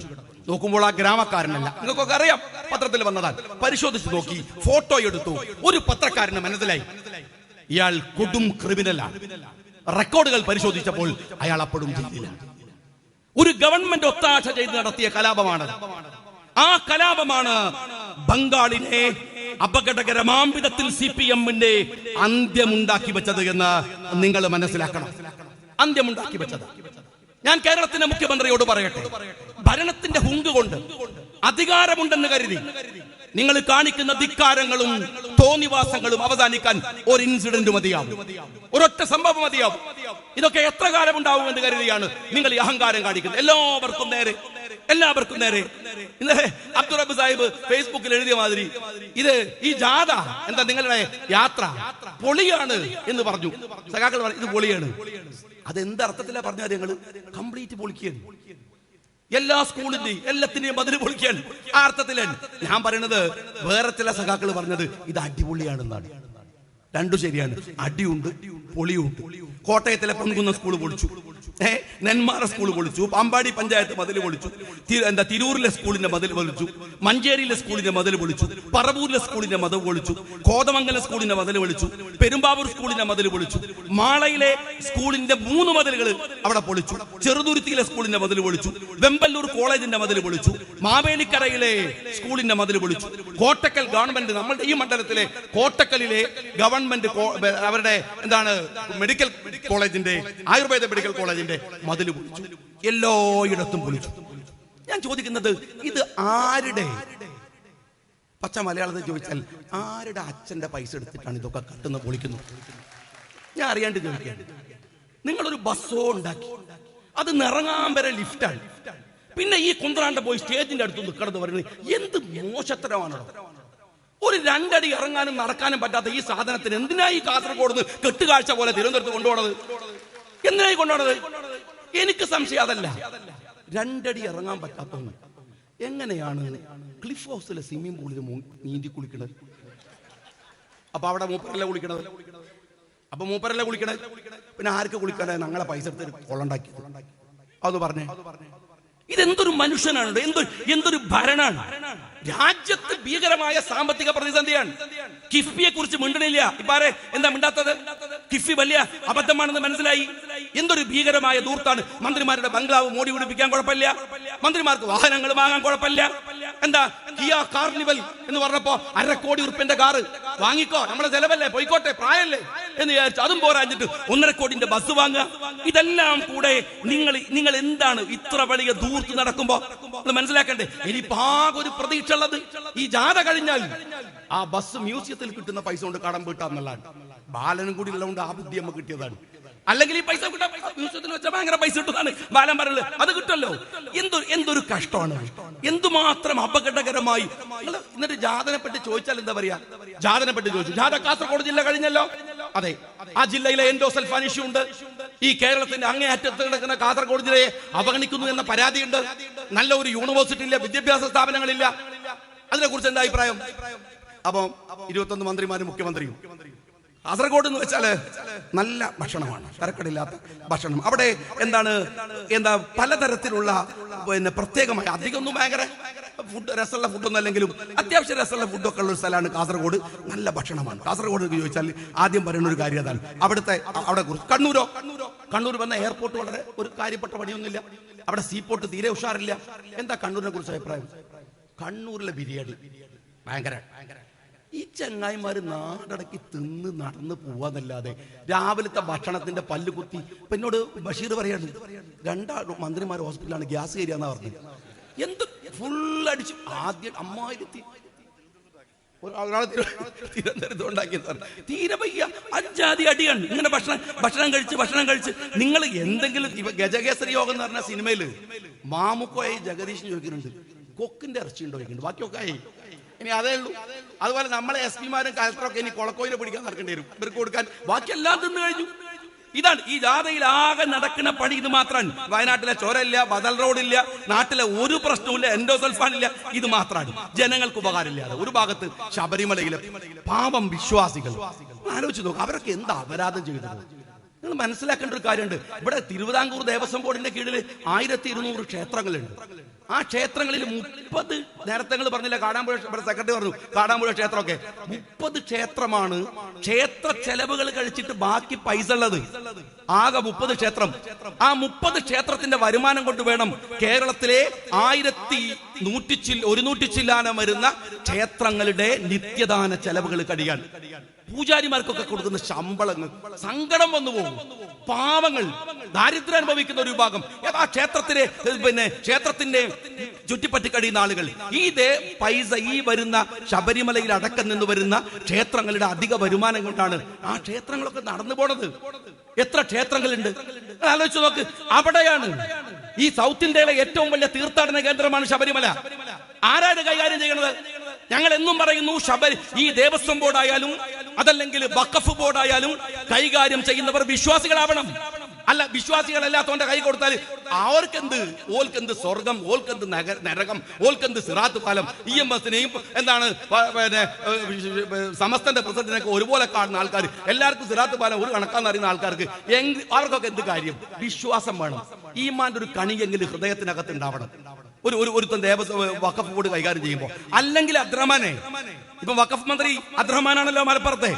200 ചില്ലാനം ഏക്കറാണ് പറവൂരിൽ കിടക്കുന്നത്. ഫാറൂഖ് കോളേജിന്റെ പൊന്നിന്റെ വിലയാണ് ആ പറവൂരില്. VD സതീശന്റെ മണ്ഡലത്തിനോട് ചേർന്ന് കിടക്കുന്ന പറവൂരില് ആ പൊന്നിന്റെ വിലയുള്ള 200 ചില്ലാൻ വഖഫിന്റെ ഭൂമിയില് നിങ്ങൾ നികുതി വാങ്ങരുത് എന്ന് പറഞ്ഞു കോടതി. അതിനെ മറികടക്കാൻ ക്യാബിനറ്റിൽ തീരുമാനമെടുത്തിട്ട് അവിടുത്തെ മഹീന്ദ്ര ക്ലബ് അടക്കമുള്ള വലിയ കുത്തകകളുടെ കയ്യിൽ നിന്ന് പണം വാങ്ങിയിട്ട് അവർക്ക് നികുതി അടക്കാൻ സൗകര്യം ഒരുക്കി കൊടുക്കുന്നത് ഈ അബ്ദുറഹ്മാനാണ്. പേരുണ്ടായിട്ടൊന്നും കാര്യമില്ല, പേരുകൊണ്ട് കാര്യമില്ല. പക്ഷെ വിശ്വാസികളാവണം. അത് വഖഫ് ബോർഡായാലും അത് ദേവസ്വം ബോർഡായാലും. അല്ലാത്ത ആളുകൾ അത് കൈകാര്യം ചെയ്യുമ്പോൾ ഉണ്ടാവുന്ന ബുദ്ധിമുട്ടുകളും പ്രയാസങ്ങളും എന്ന് പറയുന്നത് ഇതൊക്കെയാണ് എന്ന് ജനങ്ങൾക്ക് മനസ്സിലാക്കാൻ കഴിയണമെന്ന് മാത്രമേ ഞാൻ പറയുന്നുള്ളൂ. ഇത് ഈ ശബരിമലയിൽ നോക്കി നോക്കണം. 10 മണിക്കൂർ മുതൽ 20 മണിക്കൂർ വരെ വിശ്വാസികൾ ക്യൂവിൽ നിൽക്കുക. പമ്പയിലേക്ക് പോകുന്ന വണ്ടിയിൽ 50 ആളെ ബസ് കയറ്റ. പിണറായിന്റെ ബസ്സിൽ 21 ആളല്ലേ ഉള്ളൂ. അതേ വലിപ്പമുള്ള ബസ്സല്ലേ. ആ ബസ്സിൽ 50 ആളെ കയറ്റാം. 180 ആളെ കയറ്റുന്നു എന്ന് ബസ്സിലെ കണ്ടക്ടറും ഡ്രൈവറും പറയാൻ. എന്തിനു വേണ്ടിയിട്ട്? അവരൊക്കെ എന്ത് ദ്രോഹ ചെയ്തത്? ഞാൻ ചോദിക്കുന്നത്, ഇവിടെ UDF ആയാലും LDF ആയാലും മുഖ്യമന്ത്രി ആവണത്, മന്ത്രിമാരാവണത്, MLA ആവണത് ഈ നാട്ടിലെ വിശ്വാസികളുടെ വോട്ട് കൊണ്ടാണ്. ഇവിടുത്തെ ഹിന്ദുക്കളുടെ, മുസ്ലിങ്ങളുടെ, ഇവിടുത്തെ ക്രിസ്ത്യാനികളുടെ വിശ്വാസികളുടെ വോട്ട് കൊണ്ട് 8ഉം 10ഉം ആളുകളുടെ ഈ കമ്മ്യൂണിസ്റ്റുകൾ എന്നൊക്കെ പറയുന്ന ഈ നരമ്പി രോഗികളായിട്ടുള്ള വിശ്വാസികളല്ലാത്തവരില്ലേ, അവരുടെ വോട്ട് എത്ര ഉണ്ടെന്ന് ഞങ്ങൾക്കറിയാം. ഇവിടുത്തെ എത്തിസ്റ്റുകളുടെ ഈ 99% വിശ്വാസികളാണ്. ആ വിശ്വാസികളുടെ വോട്ടും വാങ്ങിയിട്ടാണ് നിങ്ങൾ ഈ തോന്നിവാസം കളിക്കുന്നത്, ഈ തെമ്മാടിത്തരം കളിക്കുന്നത്. നിങ്ങൾ സംഘപരിവാരത്തിന് വടി കൊടുക്കുകയാണ് യഥാർത്ഥത്തിൽ. ഇതും ഒരു എഗ്രിമെന്റ് ആവാം, നിങ്ങളുടെ ഒത്തുകളുടെ എഗ്രിമെന്റ് ആവാം, അല്ലെങ്കിൽ എന്തിനാണ്? നിങ്ങൾ ആലോചിച്ച് നോക്കണം. ഈ കമ്മ്യൂണിസ്റ്റ്, ഈ പിണറായി വിജയന്റെ ഒരു കാര്യം, ഇവിടെ പോന്ന ആണുങ്ങൾക്ക് തന്നെ 20 മണിക്കൂർ ക്യൂ നിൽക്കണം. അപ്പോഴാ പറയണത് ശബരിമലയിൽ പെണ്ണുങ്ങൾ കയറണം. എന്തേലും തിരക്ക് അല്ലേ? വരുന്ന ആണുങ്ങൾക്ക് തന്നെ കുതിർക്കാൻ തരില്ല.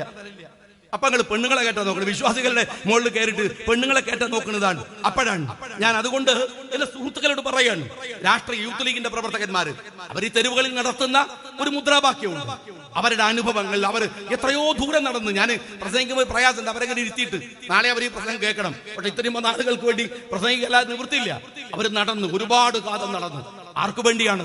ഇതൊരു ഉത്തരവാദിത്തമാണ്, ഒരു ഉത്തരവാദിത്തമാണ്, ശ്രമങ്ങളാണ് ജനാധിപത്യത്തിൽ. ഇപ്പോ നിങ്ങൾ ഓർത്തു നോക്കൂ, ബൈഡൻ, വലിയ ഭൂരിപക്ഷത്തോടെ വന്ന ബൈഡൻ, ട്രംപിനെ കഥ കഴിഞ്ഞു എന്ന് പറഞ്ഞവർ, അമേരിക്കയിൽ നിന്ന് വരുന്ന പുതിയ സെൻസസുകൾ ട്രംപ് വീണ്ടും വരുമെന്നാണ്. രാഷ്ട്രീയം അങ്ങനെയാണ്, നിരന്തരമായ പ്രവർത്തനങ്ങളാണ്. ആര് വരുന്നു പോകുന്നു എന്നതല്ല, ഉത്തരവാദിത്തങ്ങൾ നിർവഹിക്കുന്നു എന്നതാണ്.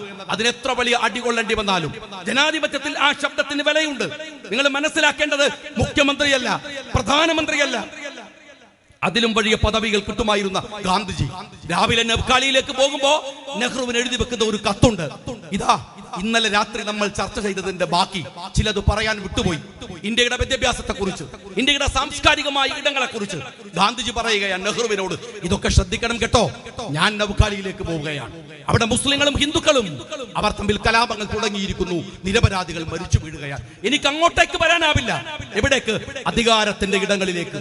അധികാരത്തിന്റെ ഇടങ്ങളല്ല, അത് തേടിയുള്ള യാത്രയല്ല രാഷ്ട്രീയം എന്ന് പറയുന്നത്. മറിച്ച് നേരിനു വേണ്ടി, ധർമ്മത്തിന് വേണ്ടി എത്ര കാതങ്ങൾ നടക്കേണ്ടി വന്നാലും, എത്ര ദൂരങ്ങൾ താണ്ടേണ്ടി വന്നാലും ജനങ്ങൾ അവസാനം ആ നേര് തിരിച്ചറിയുക തന്നെ ചെയ്യും. ഈ പോരാട്ടം UDF തുടരുക തന്നെ ചെയ്യും. നിങ്ങൾ എത്ര വലിയ ചങ്ങലകൾ കൊണ്ട് പൂട്ടാൻ ശ്രമിച്ചാലും, എന്റെ സുഹൃത്ത് ശബരിനാഥിനെ സാക്ഷി നിർത്തി എനിക്ക് പറയാനാവും, നിയമസഭയിൽ നടത്തിയത് ധീരമായ പോരാട്ടമായിരുന്നു, ശക്തമായ പോരാട്ടമായിരുന്നു. തോറ്റിട്ടുണ്ടാകാം, പക്ഷെ ജനങ്ങളുടെ രാഷ്ട്രീയത്തിലെ തോൽവികൾ എന്ന് പറയുന്നത് അങ്ങനെ ജനങ്ങളുടെ ഹൃദയത്തിൽ നിന്നുള്ള ഇറങ്ങിപ്പോക്കലല്ല, മറിച്ചോ ഒരു അധികാരത്തോടോ ഒരു സമ്പത്തിനോടോ അവരുടെ കൈകളിലുള്ള അതിനേക്കാൾ വലിയ നുണപ്രചാരണങ്ങളോടോ നമ്മൾ പതറിപ്പോയേക്കാം. പക്ഷേ മനസ്സുകൊണ്ട് പതറാതെ നേരിന്റെ യാത്രയാണ് മുസ്ലിം യൂത്ത് ലീഗ് നടത്തുന്നത് എന്നതിൽ അവരെ അഭിവാദ്യം ചെയ്തുകൊണ്ട് അവർക്ക് എല്ലാ തരത്തിലുള്ള ആശംസകളും നേർന്നുകൊണ്ട് നിർത്തുന്നു. ജയ് ഹിന്ദ്. പ്രിയമുള്ളവരെ, നമ്മുടെ ജാഥാ നായകൻ പ്രിയപ്പെട്ട ഷെരീഫ്